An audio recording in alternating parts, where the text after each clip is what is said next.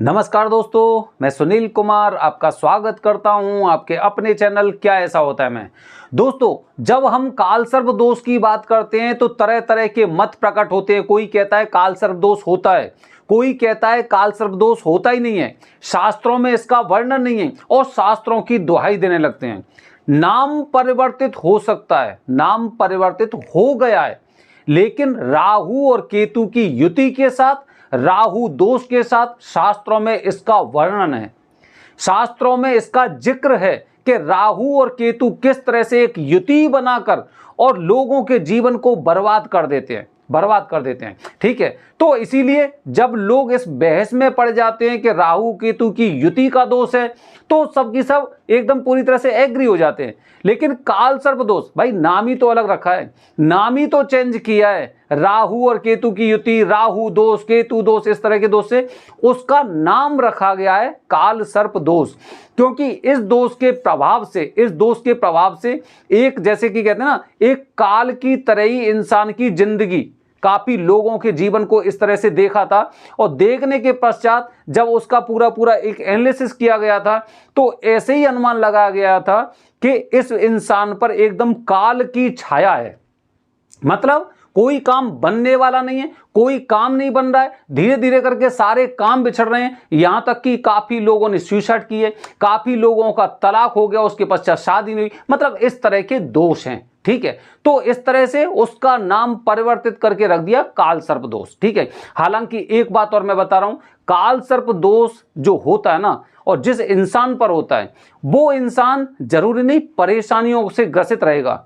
अगर वो समय पर इसकी युक्ति करा लेता है, इसका निवारण करा लेता है, तो उसके एकदम सर्वोत्तम फल ऐसे मिलते हैं कि आप फिर भीड़ में दिखाई नहीं देने वाले, भीड़ में दिखाई नहीं दोगे, आप अलग से दिखाई दोगे। जैसे सचिन तेंदुलकर, ठीक है, कितने क्रिकेटर आए इंडिया में और कितने गए, लेकिन सचिन तेंदुलकर का नाम आप अच्छी तरह से जानते हैं कि कैसे उनको उपाधि दी गई है। इसी तरह से बात करता हूं अमिताभ बच्चन, बॉलीवुड में न जाने कितने एक्टर ऐसे आए जिन्होंने वहां पर अपनी धाक जमाने का प्रयास किया, लेकिन आज भी 70-75 साल होने के बावजूद भी कोई एक्टर ऐसा नहीं जो अमिताभ बच्चन की होड़ कर सके या फिर उनको बीट कर सके। ठीक है, अच्छा, तो दोस्तों कालसर्प दोष से डरने की आवश्यकता नहीं, बस ये कि आपको ये देखना है कि कालसर्प दोष का पूर्ण रूप से निवारण या निदान किस तरह से हो सकता है, कहां पे हो सकता है। आपको बस उस स्थान पर जाना है, आपको बस वो कार्य करना है, कहां पे होता है, किसके द्वारा होता है और कब कर सकते हैं। उसके पश्चात आप ये देखेंगे कि आपको इसके डरने की आवश्यकता नहीं है। अच्छा, तो दोस्तों आज मैं अपनी वीडियो के माध्यम से आपको बताने का प्रयास कर रहा हूं आज की कालसर्प दोष की पूजा में, और जो सनातन में राहु केतु की शांति के लिए जो कार्य होता था, जो पूजा होती, जो पाठ होता था, उसमें कितना बदलाव आया है, कितना अंतर आया है पूजा करने में, लोगों के व्यवहार में, या फिर जो समस्या उसके निवारण के लिए जो युक्ति अपनाई जाती है उसमें कितना अंतर आया है। ठीक है, अच्छा, अब मैं सबसे पहले आपको सनातन की बात करता हूं। दोस्तों, सनातन काल में जब इस तरह की चीजों के बारे में पता चलता था, किसी को पता चलता था कि उसके ऊपर राहु केतु की युति है, कालसर्प दोष को भूल जाते हैं, राहु केतु की युति है, ठीक है, पता चलता था, तो उस समय उसकी विधिवत तरीके से निवारण कराया जाता है। एक युक्ति होती थी, उसके अनुसार उसका निवारण हो जाता था। जैसे कि अभी मैं बता रहा हूं, सबसे पहले भगवान गणपति का पुण्यावाचन वंदना, उसके पश्चात जो अपने कुलदेवी कुलदेवता का पूजन, ठीक है, उसके पश्चात नांदी श्राद्ध होता था, मुख्य देवता राहु केतु नौ नाग वगैरह इनकी पूजा होती थी, नवग्रह की शांति होती थी, हवन होता था जो आज भी होता है। ठीक है, अच्छा, इसके साथ राहु और केतु का जाप और होता था, क्योंकि बिना जाप के ये माना जाता था कि बिना जाप के पूजा मेरी पूर्ण रूप से फल नहीं देगी, बिना जाप के पूजा मेरी पूरी तरह से फल नहीं देने वाली है। इसीलिए 18,000 राहु के, 17,000 केतु के, इस तरह के जाप कराए जाते थे, या फिर इसका दुगना 70,000 हो गए, या फिर उसका भी दुगना 1,40,000 हो गए। इस तरह से जिन लोगों की जैसी श्रद्धा थी उसी हिसाब से उसका निवारण कराते थे, जाप कराते थे। ठीक है, अच्छा, जो सनातन काल था, सनातन काल में ना किसी को पैसे की समस्या नहीं थी और लोगों का इतना लगाव भी नहीं था पैसे से। फसल होती थी तो फसल में से ही कुछ हिस्सा वो पंडितों को, ब्राह्मणों को दे देते थे। आजकल यजमान भी ऐसे हो गए, पंडित भी ऐसे हो गए हैं, ठीक है, दोनों इसी तरह के लोग हो चुके हैं। अच्छा, अब दोस्तों उसके पश्चात राहु केतु का आपका जाप हो गया। राहु केतु के जाप के साथ आपने पूरी पूजा करा ली। अब उसके पश्चात, क्योंकि राहु की दृष्टि और केतु की दृष्टि पूर्ण रूप से खत्म करने, चलो ठीक है, आपने राहु केतु की शांति कराई, राहु और केतु को प्रसन्न कर दिया आपने जाप करने के पश्चात, लेकिन उसके पश्चात भी ऐसा नहीं है कि अभी वो आपसे खुश हो गए और खुश होने के पश्चात वो हमेशा आपको मतलब यातना नहीं देंगे, आपको परेशान नहीं करेंगे या फिर आपको अशुभ फल नहीं देंगे। इसीलिए उस समय महामृत्युंजय मंत्र का जाप कराया जाता था, क्योंकि आपने पूजा की, पूजा करने के पश्चात आपने राहु केतु के जाप की। काफी लोग पहले कराते थे जाप, काफी लोग बाद में कराते थे, ठीक है। अच्छा, राहु केतु के जाप हो गई, राहु देवता प्रसन्न हो गए कि ये बालक ऐसा कार्य कर रहा है, इसने ऐसी युक्ति की है, चलो ठीक है मैं खुश हुआ हूं। उसके साथ ही ये महामृत्युंजय का जाप कराते थे। महामृत्युंजय का जाप जैसे ही होता था तो राहु देवता एकदम थरथर कांपने लग जाते थे कि मैं प्रसन्न तो हो गया, मैं तो इस बालक को कष्ट भी नहीं दे रहा, उसके बावजूद भी ये इतना बड़ा कार्य कर रहा है, अब मैं इसे कभी भी दंड नहीं दूंगा, कभी भी मैं इसे अशुभ प्रभाव नहीं दूंगा। ये पूरी कालसर्प दोष की मतलब राहु केतु की शांति की विधि थी। राहु केतु की शांति की विधि, ये पूजा कोई 3 घंटे की नहीं थी, ये पूजा कोई 4 घंटे की पूजा नहीं थी, ये पूजा 2, 3, 4 दिन इस तरह से लगते थे, क्योंकि पहले इतने ब्राह्मण भी नहीं करते थे कि 12 ब्राह्मण एक साथ कर रहे हैं, या फिर जैसे महामृत्युंजय मंत्र का जाप हो गया तो 40-42 ब्राह्मण एक साथ कर रहे हैं, इस तरह से नहीं।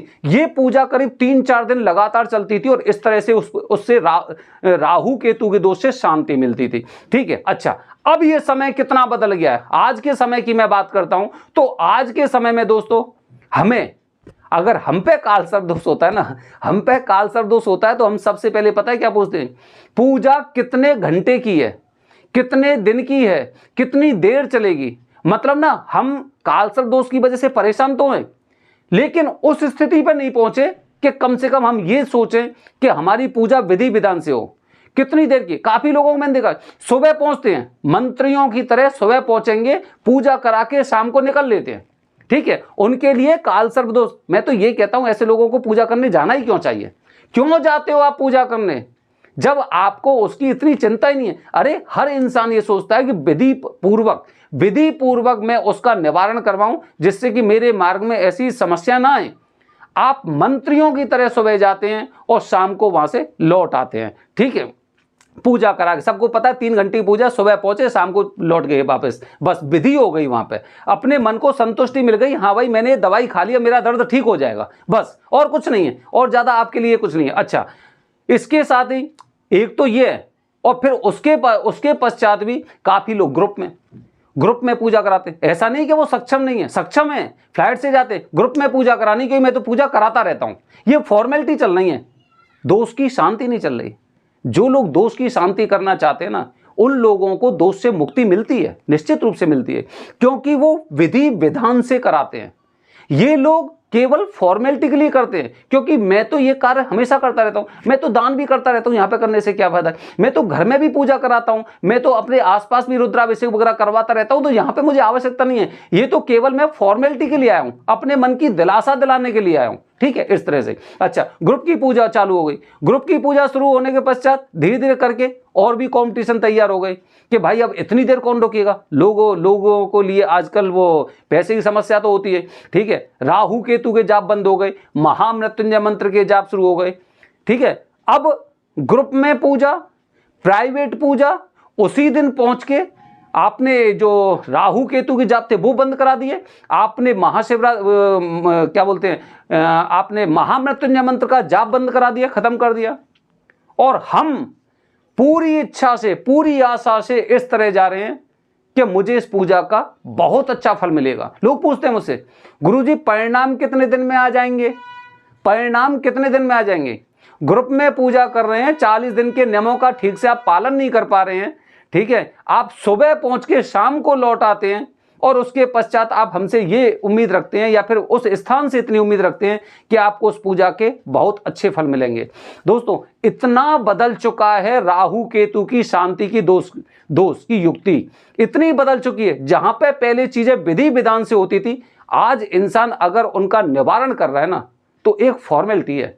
एक फॉर्मेलिटी है कि मेरे कोई काम रुक रहे हैं, हो सकता है मेरी जिंदगी में कुछ इस तरह का चमत्कार हो जाए कि मैं वहां पे जाऊं, मेरे यह काम बन जाए और काल सर्प दोष खत्म हो गया। इतना बदल चुका है।